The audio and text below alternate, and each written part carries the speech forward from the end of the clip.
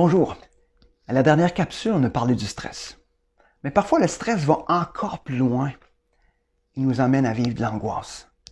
Le stress, il nous reste encore de l'énergie un peu pour réagir. Mais l'angoisse, on est complètement abattu. On est complètement écrasé. Il n'y a plus rien à faire. Et ça se peut qu'aujourd'hui, tu te retrouves dans une situation où c'est plus que du stress que tu vis. Tu te sens vraiment écrasé, vraiment abattu.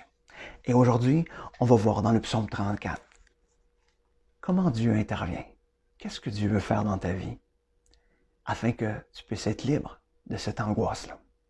Donc, psaume 34, à partir du verset 5, ça nous dit « J'ai cherché l'Éternel et il m'a répondu. Il m'a délivré de toutes mes frayeurs. » Quand on tourne les regards vers lui, on est rayonnant de joie et le visage ne rougit pas de honte. Quand un malheureux crie, l'Éternel entend et il le sauve de toutes ses détresses. L'ange de l'Éternel campe autour de ceux qui le craignent et il les arrache au danger. Goûtez et voyez combien l'Éternel est bon. Imaginez, le remède ou le moyen que le psalmiste donne, c'est, encore une fois, j'ai cherché l'Éternel et il m'a répondu. Il est allé devant Dieu, il a répandu son cœur. Et qu'est-ce que Dieu a fait? Il l'a délivré de toutes ses frayeurs, ou de toutes ses angoisses, on pourrait dire. Non seulement ça, mais il a sauvé aussi de toutes ses détresses, ou de toutes ses angoisses, de la même manière. Mais non seulement il a libéré, il a délivré, mais le visage était changé. Il est devenu rayonnant de joie.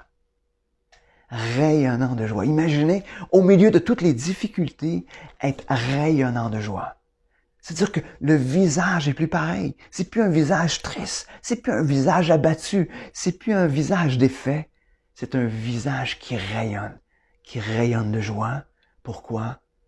Parce que Dieu est intervenu dans sa vie. Et c'est intéressant, hein? Il fait un appel à tous. Au verset 9, quand il dit « Goûtez et voyez combien l'Éternel est bon ».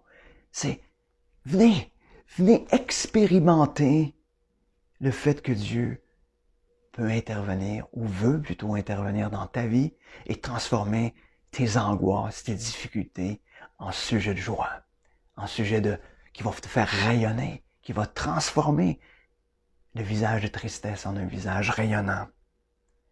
Venez, goûtez et voyez combien l'Éternel est bon. Est-ce que tu es prêt à le croire? Allons un petit peu plus loin dans le même psaume, au verset 18. Ça reprend essentiellement les mêmes choses, mais on va lire ces versets-là aussi. Quand les justes crient, l'Éternel entend et il les délivre de toute leur détresse ou de toutes leurs angoisses. L'Éternel est près de ceux qui ont le cœur brisé et il sauve ceux dont l'esprit est abattu. Beaucoup de malheurs atteignent le juste, mais l'Éternel l'en délivre toujours. Intéressant. Quand un croyant crie à Dieu, Dieu le délivre. Dieu délivre des angoisses. Si on va devant lui, Dieu va nous délivrer de nos angoisses. L'Éternel est aussi près de nous quand on a notre cœur est brisé. Il nous sauve, il nous arrache de cet esprit abattu. Est-ce qu'aujourd'hui tu es angoissé? Viens Dieu. Mais j'aimerais souligner le dernier verset que j'ai lu. Beaucoup de malheurs atteignent le juste, mais l'Éternel en délivre toujours. Il n'y a pas une assurance parce qu'on donne notre vie à Dieu que tout va être beau, tout va être parfait. Non. Ça dit même que beaucoup de malheurs atteignent le juste. Et donc, c'est pas qu'il n'y aura plus jamais de problème. La différence, c'est que Dieu va toujours être là. Dieu va toujours être là pour intervenir, prendre soin de toi. Alors aujourd'hui, si tu vis des angoisses, viens devant lui. Viens goûter, viens savourer, viens voir combien Dieu est bon. Comment Dieu veut prendre soin de toi si tu vas devant lui.